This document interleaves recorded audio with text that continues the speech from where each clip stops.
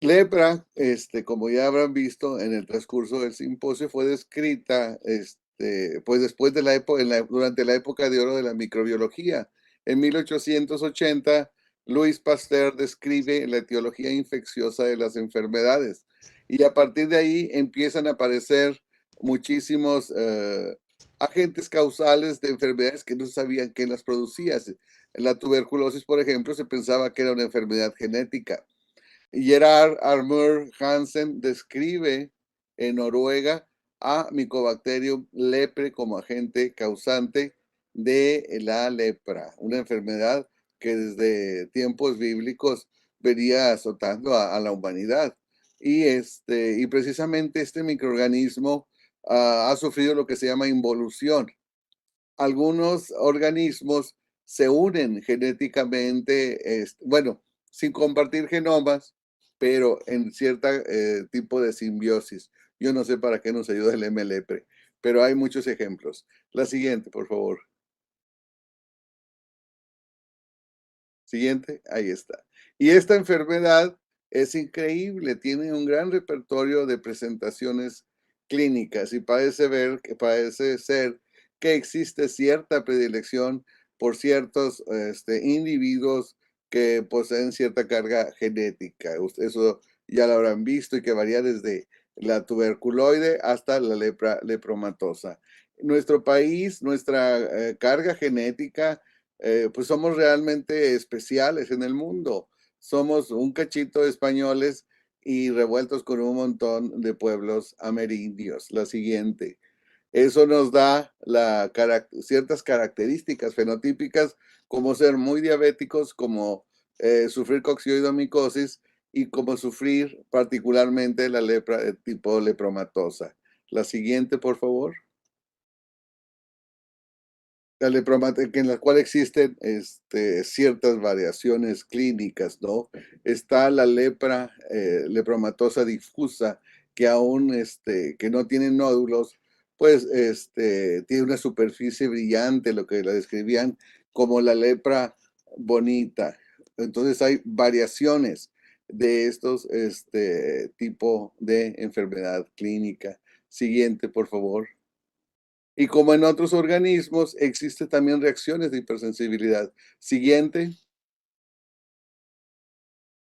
Y esta lepromatosa difusa, fue descrita ampliamente por el doctor Rafael Lucio Inájera a finales, bueno, a mitad de los 800. Él era médico de Benito Juárez y nada que ver conmigo. Yo me llamo Lucio, él se apellida Lucio, pero bueno, los dos trabajamos en esto y describió algo que pasa en estos pacientes. Siguiente, por favor. De repente hay reacciones muy fuertes, una reactividad muy fuerte a los productos del bicho.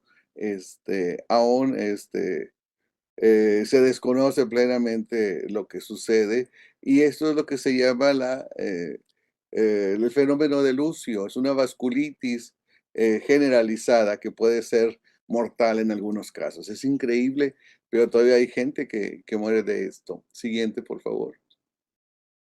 Y eso se asoció mucho a la lepra lepromatosa difusa por el último siglo, en que la han estudiado muchos los dermatólogos, tratando de mejorar el tratamiento, lo cual ha sido pues difícil en el siglo, pero en las últimas décadas con la terapia triple casi desaparecen los casos. Y la mayor parte de estos diagnósticos de lepra recaía en la clínica,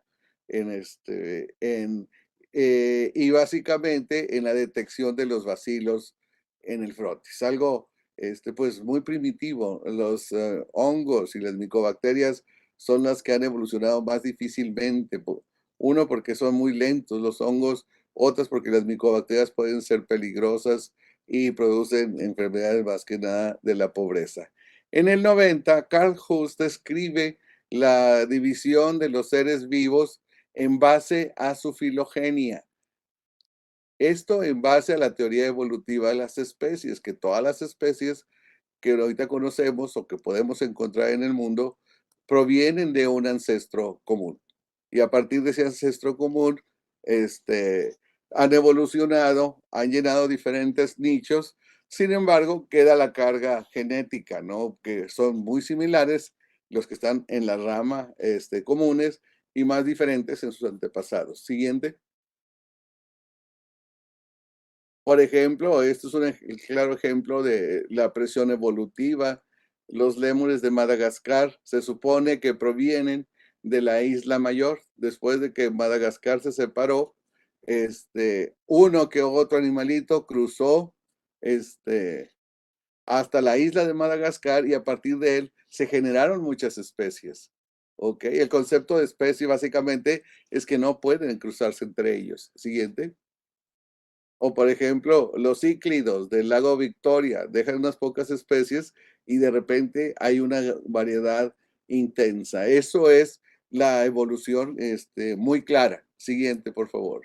Entonces, ¿qué sucede con Mycobacterium lepre? Siempre habíamos asumido que veíamos bacilos ácido alcohol resistentes en las muestras.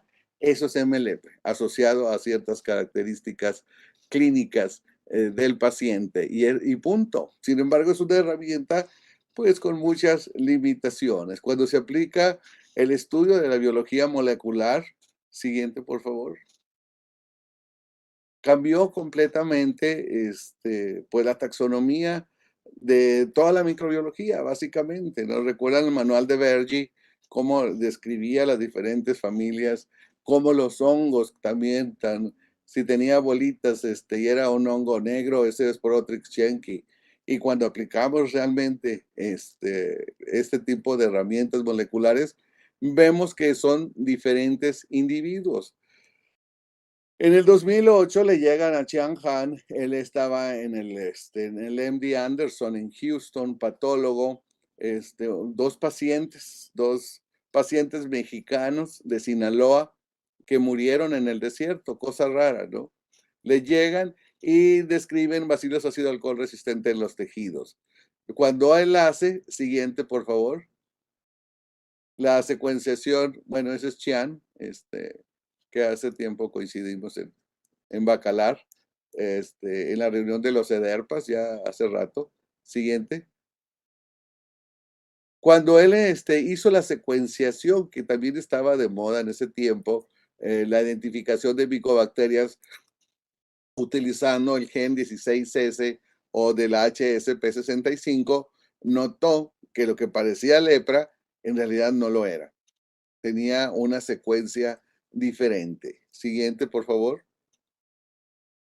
Y al hacer el análisis genético, observó que se parecía a lepra, pero no, definitivamente parecía una especie completamente diferente y le puso Mycobacterium lepromatosis. Siguiente.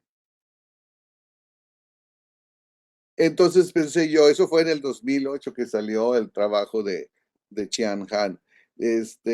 Yo empezaba en dermatología aquí en nuestro hospital universitario y dije, bueno, si hay pacientes que tienen diferentes especies, puede inclusive haber otras especies que lepromatosis. Vamos a probar si esto, qué ocurre con nuestros pacientes. Hicimos, sacamos de nuestras biopsias del banco de biopsias diferentes muestras y extrajimos los bichos, el DNA, amplificamos el gen HSP65, siguiente por favor, y la mayor parte era lepra, pero apareció uno que era lepromatosis. Esa era una paciente que difícilmente pasaba desapercibida. Esa paciente había llegado como 5 o 6 años antes, la habían presentado porque presentaba un fenómeno de lucio muy severo en el hospital. Yo recuerdo haberla visto. Era una paciente femenina de 86 años de Montemorelos y que tenía precisamente todo el fenómeno de lucio siguiente, todas las lesiones extensas en mejillas, en lóbulos de orejas, en extremidades, en las zonas sacrales. Siguiente, por favor. Siguiente. Aquí está la paciente con una malarosis severa, lo que es típico de la lepra lepromatosa difusa, todas las manchas producidas por la vasculitis. Siguiente. Aquí está en las manos, en las extremidades inferiores. Siguiente, que evolucionó inclusive a ulcerarse. Próxima. Fíjense cómo le quedaron los dedos y los dedos de los pies. Aún como está así de severo el cuadro clínico, la paciente se recuperó, regresó a su casa en Montemorelos y después falleció de neumonía. Pero bueno, aquí en el hospital, pues, se pudo hacer todo lo posible para tratar de curarla. Siguiente, por favor. Y esta paciente en las biopsias, como eran apenas los primeros casos, teníamos que comprobar que se trataba de una vasculitis con trombosis, necrosis. Siguiente, por favor. Daños a nervios de la piel para saber que no era realmente otra cosa. Siguiente. Y la presencia, las lesiones de los bacilos. Aquí observábamos a Mycobacterium lepromatosis, el primer caso que nosotros caracterizábamos aquí en Monterrey. Siguiente. Y cuando hicimos también la secuenciación en 16 RNA, nosotros esperábamos lepra y no, era un bicho que era semejante de 523 nucleótidos, eran iguales 515, que un 98%, pero era 100% idéntico a la secuencia que Chiang Han había reportado para Mycobacterium lepromatosis. Siguiente, por favor. Igual para otros genes, para RPOB, también muy semejante a lepra, pero idéntico a lepromatosis. Siguiente, por favor.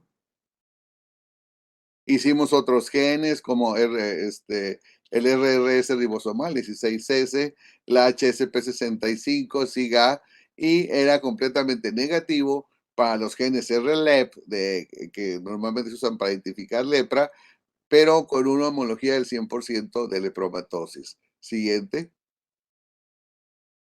En ese entonces, en el 2011, serían que 3 años después del artículo de Chiang Han, el grupo de Baton Rouge de Luisiana, pues estaba empezando a dudar, ¿no? O sea, una golondrina no hace verano. ¿Cuál es la evidencia de que realmente lepromatosis sea lepromatosis? A lo mejor era una contaminación, una micobacteria del medio ambiente, etcétera. Entonces empezaban ellos a dudar realmente si existía. Consideren que esta de Thomas Gillis y Diana Lockwood, pues es la vieja escuela de tuberculosis. Ellos han trabajado, perdón, de lepra, ellos han trabajado con esto pues muchísimo en las últimas décadas. Siguiente. Y nosotros entonces pusimos ese caso en el Journal of Clinical Microbiology, que fue de los primeritos casos en ser publicados después del caso original de Chiang Han. Siguiente, por favor. Con la biopsia es increíble la tecnología de ese entonces, que es, hablo del 10-15, que todos los días hay algo nuevo. Con un pedacito de biopsia fue posible inclusive sacar la secuenciación. Secuenciar un organismo era difícil en los 80s. En los 90 se hizo más accesible, pero todavía difícil, ¿ok? Un organismo que pudiera crecer y que te pueda dar montones de cultivo y extraer medio kilo de DNA. Imagínense sacar unos cuantos bacilitos de los tejidos. La mayor parte del DNA que extraes es humano y con lo que juntes puedes hacer, tienes que hacer una secuencia genómica. Es realmente, pues, remarcable, ¿no? Estuvo increíble, pero con ese pedacito de biopsia que nos dejaron, fue posible sacar la secuencia de la mayor parte.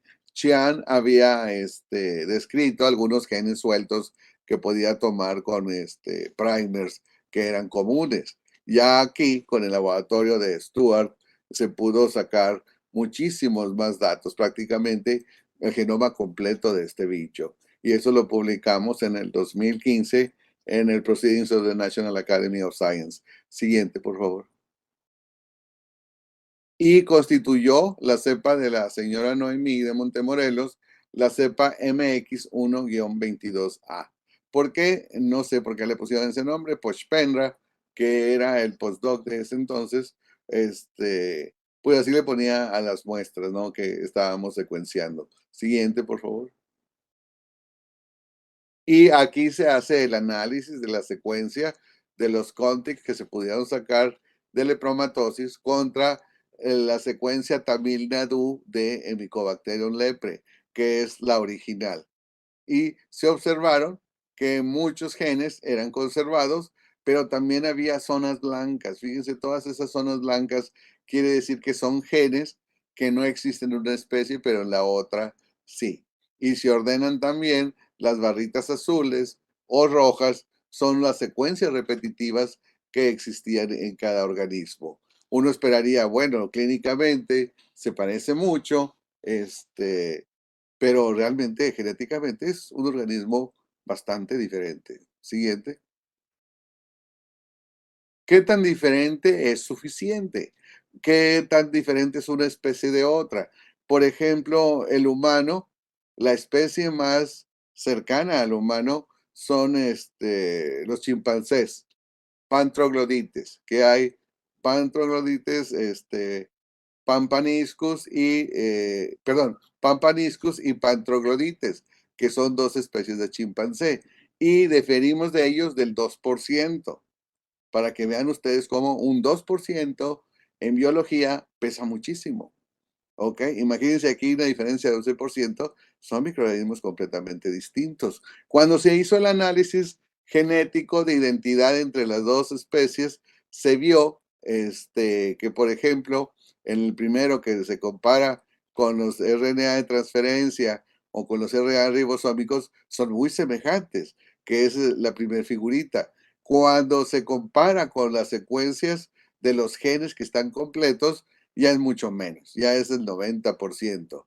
Y cuando se compara con los pseudogenes, ya es muy diferente. Todos estos, siguiente, por favor. Mycobacterium lepre, bueno, ahorita que veamos el genoma, vamos a ver cómo se perdieron. Esta es la gráfica de comparación entre Mycobacterium lepre, Mycobacterium lepromatosis y Mycobacterium tuberculosis, otra micobacteria patógena muy importante. Y fíjense en las flechitas amarillas, por ejemplo, en el 2600. No sé si puedo, Patricia, mostrar con el cursor. ¿Se ve o no? Sí, permítame tantito, doctor. No más pregunten, porque ya no le muevo porque luego va a ser más difícil. Pero fíjense cómo en el 2160 esta parte es el inicio de M. lepromatosis. En cambio acá, ándale, aquí es completamente distinto. Acá en el 790, 780, esta otra flechita amarilla, esa parte casi no se observa en M. lepromatosis. ¿Se fijan? Para eso se usa este tipo de diagramas. Y en la última flechita amarilla hay un gen que existe, un ortólogo, uno semejante en tuberculosis, pero definitivamente no en lepra. Y eso nos sirvió para desarrollar primers específicos para este bicho, que se denominó en el GEM-N o que ahora se conoce como MW, se utilizó para desarrollar PCRs mucho más específicas, ¿no? Porque mucha gente empezó a buscar en sus patotecas de a 30, 40 años y podían tomar, si usaban primers para el 16S, que son inespecíficos, podrían tomar otros bichos. La siguiente, por favor. Cuando se compara un árbol filogenético, esto es entre las diferencias en las diferentes zonas genéticas de cada bicho, se observó que el lepromatosis se parece mucho a lepra, a ningún otro bicho, ni M. tuberculosis, ni M. avium, ni M. ulcerans. Y aquí vemos cómo M. lepra tiene una gran cantidad de genomas que ya se conocen y esa es la distribución, pero ninguna de ellas se parecía tanto a M. lepromatosis. Arriba del cuadro se ve la de Tamil Nadu, la original de India. Siguiente, por favor. Después nosotros encontramos otros casos de Mycobacterium lepromatosis aquí en Nuevo León y describimos también uno de Sinaloa, aquí abajo en el American Journal of Tropical Medicine, que este paciente fuimos capaces de hacer la secuenciación del mismo. Entonces, hasta ahorita teníamos dos genomas, el de Noemí y del paciente de Sinaloa, más el paciente de Chiang Han. Siguiente, por favor.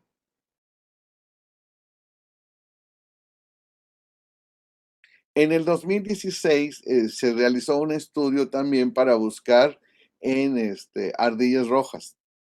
De repente alguien describió animalitos que estaban enfermos en ciertas regiones de Inglaterra y, y pues empezaron a hacer eh, identificación mediante biología molecular y vieron que no eran las típicas micobacterias, como Mycobacterium avium o Mycobacterium tuberculosis bovis, etcétera. Y se empezó a hacer todo un estudio en ese tipo de animalitos. Siguiente. Siguiente, por favor. Y aquí vemos en este artículo cómo se ve aquellos afectados por Mycobacterium leprae con los afectados por M. lepromatosis.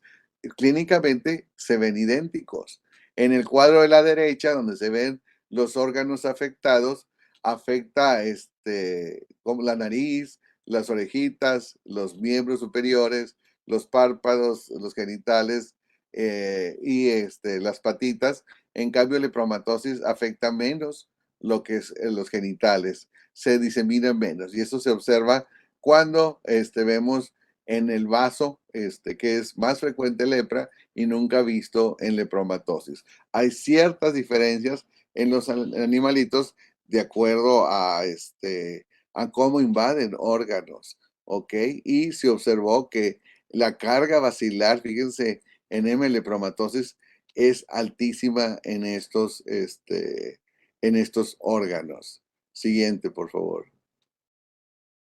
Aunque recordemos que en los animales en los que tenemos experiencia, como es el armadillo, la carga basilar es 40 veces más que el humano. Entonces, pues no es de extrañar. Y aquí se ven los casos de tanto de lepromatosis como lepra en los extremos de la isla de Inglaterra.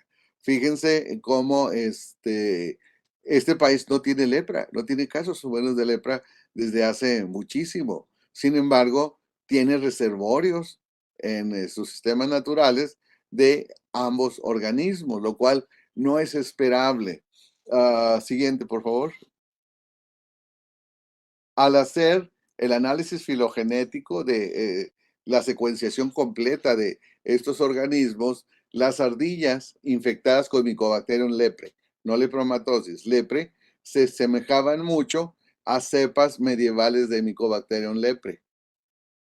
O sea, la lepra desapareció hace muchísimo en Inglaterra y los últimos casos son las cepas medievales, como que eso los compartían o de ahí tomaron las ardillas. No sé si mordieron algún cadáver, no se me imagina, las ardillas comen nueces, no humanos, pero de alguna forma se infectaron. Siguiente, por favor. En cambio, Mycobacterium lepromatosis, que se aparecía en las ardillas, vieron que los más cercanos, los pacientes de nosotros, el MX122A y el PL2 de Sinaloa, estaban completamente separados 27,000 años, lo que abre la posibilidad de la difusión de este organismo a través del estrecho de Beringia. Siguiente. Este es cómo se ha diseminado tanto la viruela como la lepra. La lepra está en rojo, es la que nos interesa. Alguna vez, allá por el Valle del Rift, hace 100,000 años, la gente empezó a salir por alguna razón. Imagino que hubo sequía, no hubo agua. A lo mejor los de Monterrey también tenemos que irnos como la gente del Valle del Rift, a lugares mejores donde hay agüita. Y se empezaron a distribuir en el continente euroasiático. Y hace 15,000 años atravesaron Siberia, si lo puedes marcar, Pati, por acá por Siberia al continente americano, ¿ok? Y aquí toda esa gente que fueron, no hubo un flujo continuo, solamente cuando la edad glacial permitió atravesar a pie siguiendo los animales y poblar un continente completamente nuevo. Esto ocurre comúnmente en las especies. Recuerden que la Tierra nunca ha estado son placas que se mueven, ¿no? Los caballos, por ejemplo, estuvieron viviendo mucho tiempo en América y luego atravesaron Beringia al otro lado y fueron la forma en que fueron a dar al continente europeo y luego se regresaron al continente americano. Esto ha sido un flujo tremendo. Entonces, se supone que Mycobacterium lepre no pudo cruzar aquí porque es una enfermedad de reciente de adquisición menos de 15,000 años. En cambio, la lepromatosis existía hace 27,000, lo que hace posible que la gente ha podido viajar desde Europa hasta Asia y cruzar el estrecho de Bering. Recuerden que estos africanos que cruzaron aquí por el Mar Rojo, por Asia Menor, una buena parte se regresó a Europa, pero muchos europeos luego se regresaron para acá y otra gente viajó al sudeste del Pacífico. Siguiente, por favor. Siguiente. ¿Qué pasó entonces hubo lepra de tipo lepromatosis antes de la llegada de los españoles? Acuérdense que las enfermedades nadie quiere tener el origen. Por ejemplo, el Spanish flu, la influenza española, realmente no era española, fue a nivel mundial, pero alguien tenía que cargársela. Pero es importante para ver los orígenes, cómo se ha dispersado y los reservorios de esta enfermedad. Siguiente, por favor.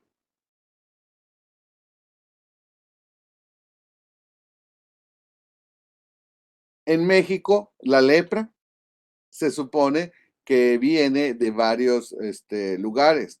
Como es reciente adquisición de 500 años, se supone que los españoles llegaron a Veracruz, se asentaron en México y de ahí básicamente en el centro de la República, particularmente en la zona de Guanajuato, Querétaro es donde venían más. Entonces, si alguien trajo lepra, fue por ese lugar. La otra fue a partir de Occidente. De Occidente se piensa que se adquirió de cepas de Manila.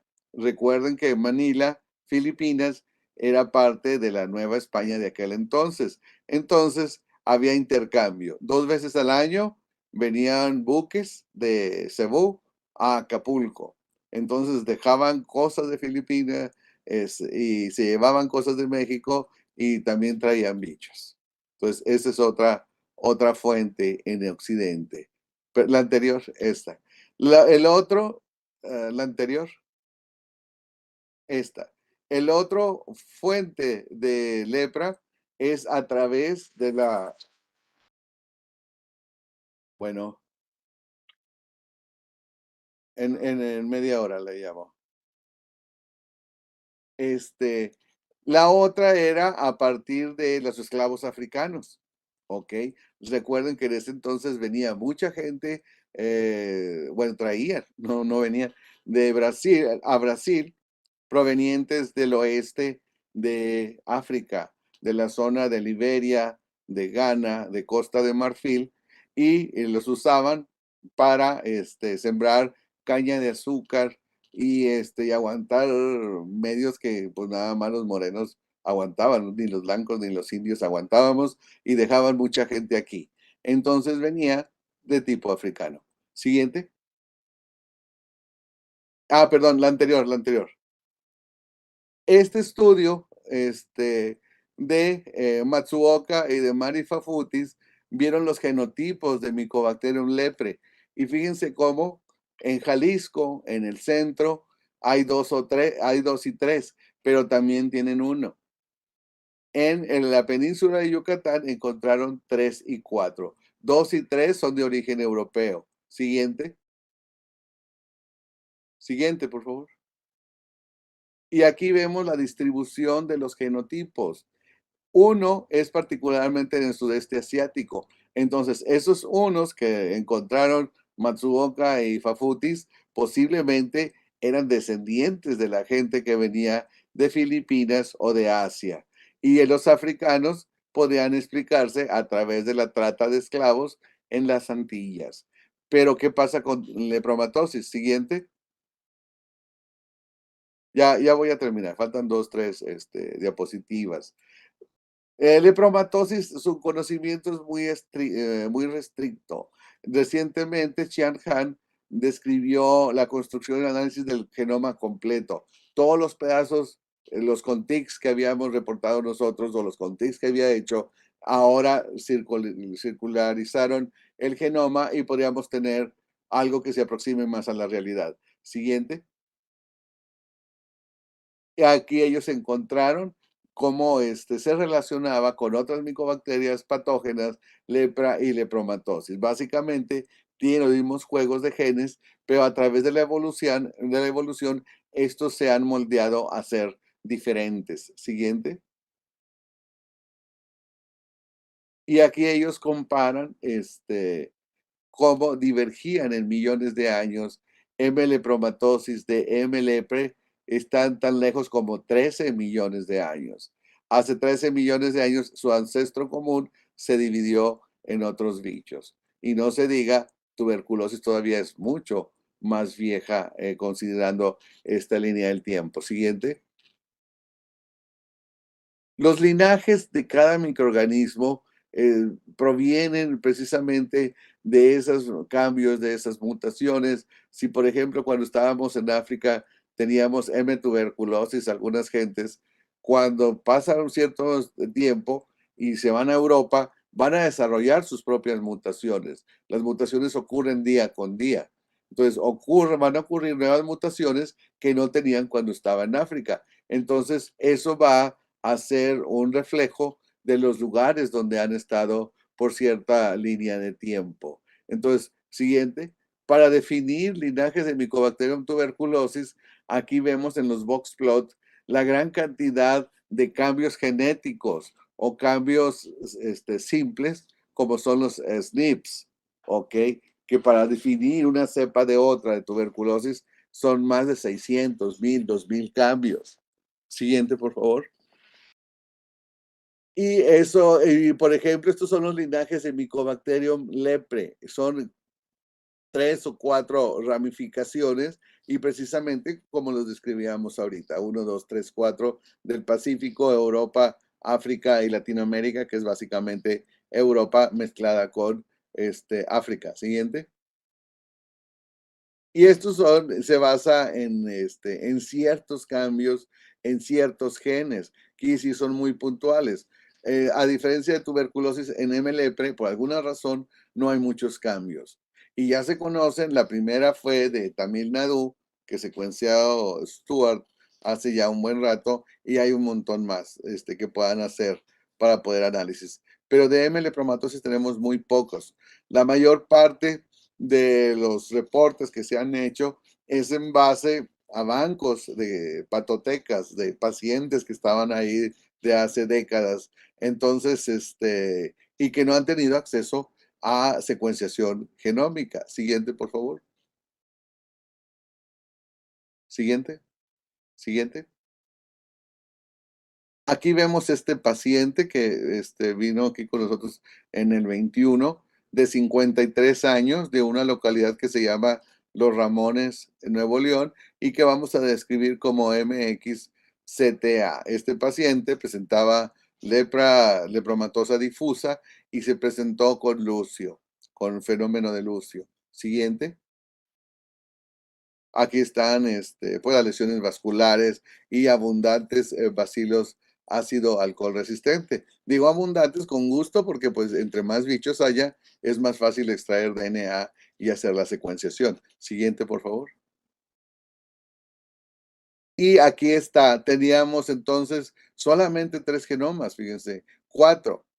Todo el genoma de Noemí, el MX1 22A, el MXCTA de este paciente nuevo y del paciente de Sinaloa PL02 se comparó contra la secuencia nueva que describió Chiang Han, y cada diferencia aquí la notamos como un 1. 0 es que es idéntico. Y fíjense cómo los genomas de estos, de 3, de 4 Mycobacterium lepromatosis son prácticamente idénticas, ¿ok? Yo esperaría, siguiente, que hubiera más diferencia con respecto a los genomas de Sinaloa, pero parece ser que este último de los Ramones es más diferente a todos ellos, los otros genomas que habían descrito. Siguiente, por favor. Aquí están los 4, es nosotros que describimos esto, y el de Chiang Han, que también era un paciente, pero venía de alguna zona de Sinaloa. Siguiente, por favor. Y aquí vemos, yo esperaría que este de Ramones, aquí está Ramones, los que no conocen, este es el estado de Nuevo León, Ramones, Montemorelos, que son zonas subrurales donde todavía se consume el armadillo, donde hay ciertos pacientes con lepra, fue exactamente que este fuera muy diferente y que fuera más semejante al de Noemí y no es diferente a todos los demás. Lo que quiere decir que hay pocas clonas distribuyéndose en nuestro país. Eso puede ser porque es muy reciente la introducción de este organismo. No hay clonas viejísimas. Si nosotros diferimos 27,000 años con las clonas de las ardillas de Inglaterra, las clonas que hubiese aquí, si fueran muy viejas, tendrían diferencias más severas. Esto apoya la idea de que posiblemente también llegaran con los europeos, pero no es conclusivo. 4 golondrinas no hacen verano. Vamos a esperar a que haya un poquito más de golondrinas. Siguiente, por favor. Pues ya es todo. Entonces, pues es interesante ver, pero va a ser necesario mínimo tener unas 20 para darnos una idea de qué, cómo está cómo se ha distribuido, qué tantas diferencias hay y también el obtener secuencias de otros o lugares donde se ha descrito en Europa, en Singapur, en Asia, la presencia en India de M. lepromatosis, que eso nos podrá dar una idea de cómo se ha distribuido. Aún no se conoce su reservorio. Nosotros hemos buscado en armadillos, no existe, en ratas no existe. Es un poquito elusiva, pero bueno, habrá que dar un poco de tiempo al respecto. Muchísimas gracias por su Doctor. atención.